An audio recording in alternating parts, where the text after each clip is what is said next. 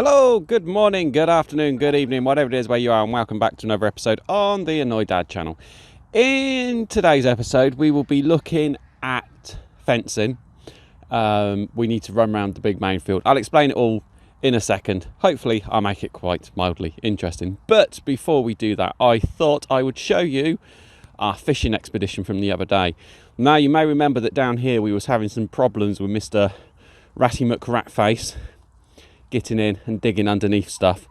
So I put down the fen trap, F-E-N-N, and we left it down there and it didn't do anything. So because it didn't do anything, I moved it a little bit, not too far, but just enough. And if you're squeamish, look away for 5 seconds. 1, 2, 3, 4, 5. Okay, you can look back now. So there you go. It worked. Woohoo! Yes, result. Right, first one. So now it's a case of empty, reset, put it back down, and see if we get any more coming through. Right, on with the program. Okay, so allow me to explain what we're doing today. Last night I was sat at home and I was ordering some fencing supplies online. And I suddenly thought to myself, I don't know exactly how much I need. I know roughly, but I don't know exactly. And as you can see, I'm walking along here and I'm just giving each one of the poles a little wiggle and a jiggle. And the reason so I went on to, oh crikey. So you can't see that, can you? Look at that. It looks all right, but then and no, it's useless. So I went onto Google Maps and maps.google.com. I've got this handy little tool where you're able to measure the distances between two places. So you might be able to hear me rustling a piece of paper. I've got a bit of paper here. And so I've roughly worked it out. So we've got the road, as you can see, and then we've got 120 metres of frontage, 65 metres coming down the left-hand side, 120 metres across the middle, 81 metres, which is that bit just over there, and blah, blah, blah. So I've got it worked out like that. And what I'm doing now is I'm just going around and I'm checking each one of the posts as I go. So you can see I check that one and that one's in there fine. That's fine, that's not a problem at all. And I'm seeing if the post is useless or if the post is worthless. So you can see up here I've got 24 metres tick. So the first 24 metres roughly is okay. And then I've got 32 metres 0. So the next 32 metres, all of the posts in that are worthless. And this, so I wiggled down the page, 63 metres, that whole 63 metres, I've got eight posts in there that are worth anything. So why am I doing this and why am I working it out? Well, the whole fence needs to be changed, and I will go around and I will highlight some certain points. We're actually at a not too bad section. There's a couple of posts here, which as you've just seen, need to be changed. And we're at a not too bad section. But the guy who put the fencing in before, he didn't exactly put it in wow. So if we look at this post here, like this post here is a pretty solid post. You can see I've attached the electric fence. I'm not going to touch it because it is on. But the stock fencing, however it was attached at any point, it is no longer. And you can see that there is no straining wire there at all. There's nothing. So it needs to be changed. We need to at least put in a straining wire. We need to at least get the stock fencing attached back onto the fence so as it actually stays upright, and then we can look at doing other options, which is where we're going to expand the birds in here. I want to expand electric fencing out here, so I need to put in extra lines. And what do you think this morning then, my audience? Yeah, you see, they just pull long faces at me. So that's what I'm doing. I will show you some of the worst bits of the fencing as we go along, but I'm also trying to count and talk at the same time, which isn't working out because, you know, I'm a bloke and trying to do two things at once is a bit impossible. So I will cut back in at various points and I will highlight some of the issues we have with fencing. We have come just a small bit further down from where we were, just up there, and we've come a bit further down, and you can see that this area has been under some repairs. So this is what would normally be referred to as a toothpick post. It's about 2 inches across the top, and they are just not very good. They're all right for holding up like your chicken wire and stuff like that, if you want to do that sort of thing. And then we've got this one here, which is just totally loose. And then if you look, well, if I hold you there, I am using a different camera today. See, I do that and the whole fence just jiggles. This is basically where the horses have destroyed it. You can see where the barbed wire has come off, and that's the barbed wire hanging down here, which isn't very good. You can see where the stock fencing has pretty much been destroyed. And then if you come up here, this is meant to be a gateway between the two fields. Excuse all of the electric fencing stuff that's just been dumped. But you can also see that where the old repairs have been done to the fence, it's all just falling down, and the whole lot of it just needs to be ripped up and redone. I've wanted to do a new gate in here since we first moved in. So in that whole section there's 8 posts that I can leave in. Did I explain why we're leaving the posts in? The reason for working out how many posts we've got is because we're going to put in posts roughly every 3 meters, because that's all that it needs for the stock fencing. And if we know how many posts we've got in which we can continue to use, we can then take the number of meters of the length of the run, divide it by 3. That'll tell us how many posts we need in that whole run. And if I know, if it turns around and says we need 12 in that whole run, and I know we've already got 8, which are good, then I only need to buy 4. But I'll end up buying 5 just to make sure I've got spare ones. So yeah. And then again, you can see here just the other side of the gate. Like, that's meant to be that post there, I presume, is meant to be an end post.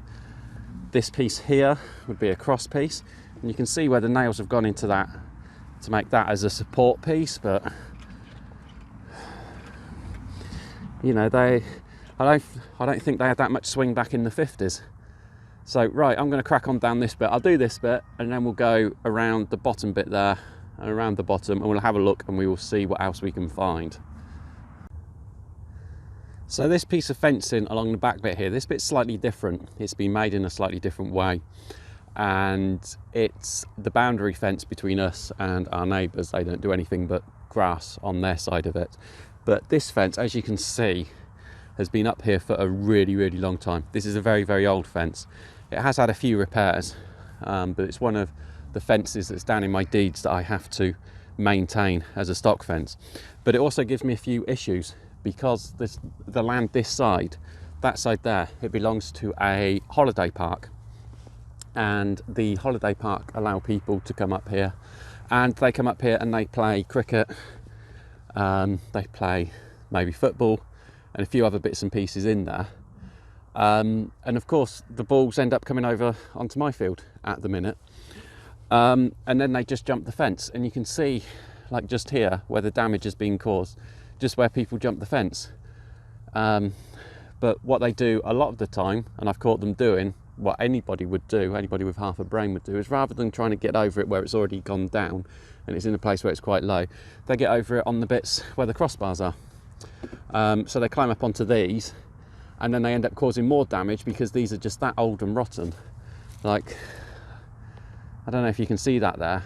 I'm no expert on how long wood takes to rot, but I'm fairly sure that's got to be at least, what, maybe 20, even 30 years old, if that. It certainly wasn't done in the last 5 years. So there's quite a few bits along here that are going to have to be changed, but it won't be changed like for like, that's for sure, because I won't be using square posts. I'll just be using round posts and probably do it as chestnut. So right, cracking on, more fencing to look at. And you can see just on this piece here where where at one point the fence has started to lean over to the left there, so it's leaned over that way like that. And what's basically happened is that somebody's come along and they've whacked these extra poles in to try to lift it up and hold it back upright, but they haven't whacked the poles in far enough into the ground, or they've used sub-quality poles, and the weight of the fence is just pulling it straight back over to the left again. So it's actually leaning over, so the whole of this lot needs to be ripped out and start again. And I would suspect that these were put in by the previous owners, and this fencing was put up by the owner previous to that. So yeah, we're probably talking about 25 years or so from when that fence was put in. So we've now made our way down onto the bottom section, and you can see that they've basically done like a double height of stock fencing. It's 2 bits of stock fencing. It's coming up to about 1.5 meters, maybe 5 foot, I think that is.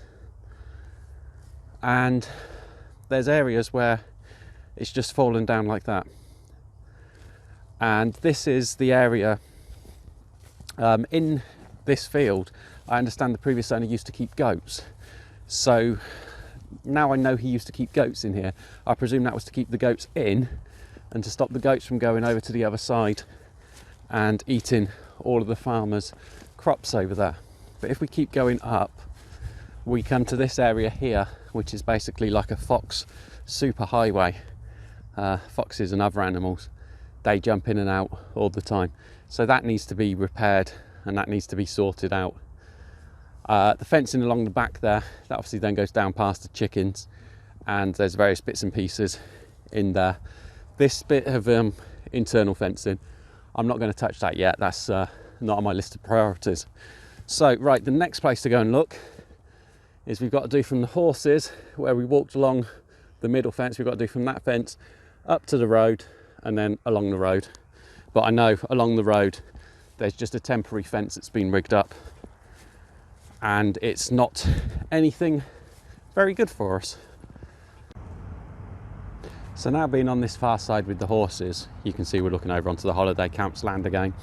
And yet again, it's that same sort of fence and it's just leaning over again. It's virtually gone. I don't think there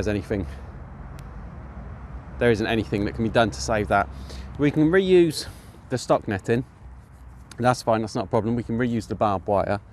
But the rest of it, there's a few posts. Like this one here, what's that one like? There you go, that one there's in there solid. So that one there can be kept. We can reuse that.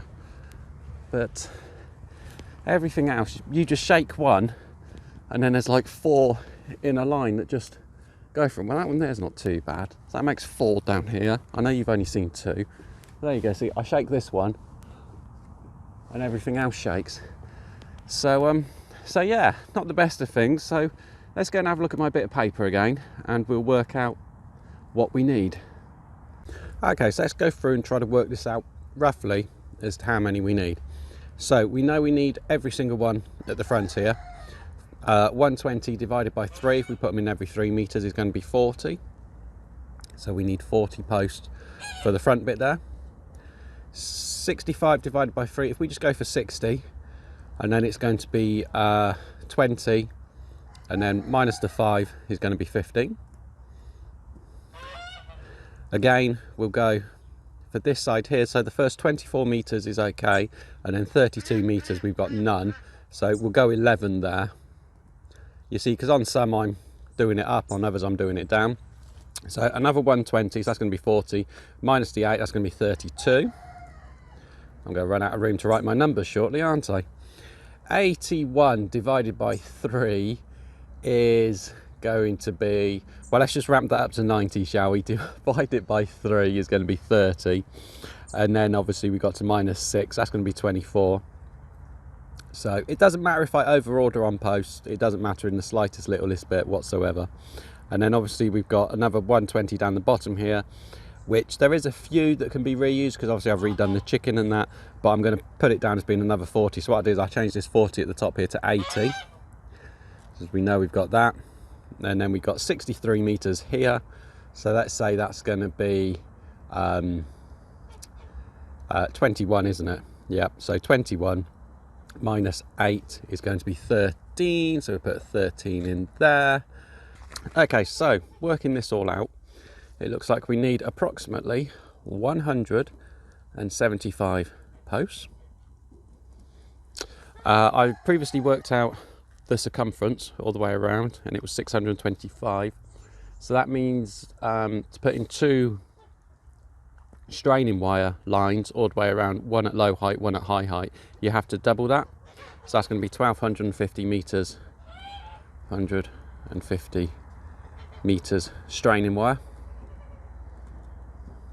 Excuse me trying to write this and talk and hold the phone at the same time, because I'm using the phone rather than the GoPro, because I think I've scratched the lens on the GoPro, which is why the middle of it has been a bit blurry the last couple of videos. So yeah, so I need to work out how to order 175 posts, and the straining wire, that's not too bad. I can order that. That's going to cost maybe 50 quid to do the whole lot, which isn't too bad at all really if we do it in 2mm galvanised all the way around. The posts, this isn't really the right time of year to order posts, especially if you're going to use chestnut posts, mainly because you're coming to the end of the season. It is the very end of the season. And if you look at the coppicers, they normally go out about December, January time to start to coppice the wood. So actually they might still have some in. We can give it a shot and we can try to find out, try to work that how much that's going to cost me. Normally it's about £3 or £4 a post, but we'll have a look and we will see. But now I know where I need them and how many I need, I can start, even if I buy them in small bits and pieces, and go forward from there. So I'm going to end the video there. If you do have any suggestions, any ideas, please do leave them down in the comment section down below. I do read everybody's comment that comes through. Thank you so much for watching, and until tomorrow's video, bye bye.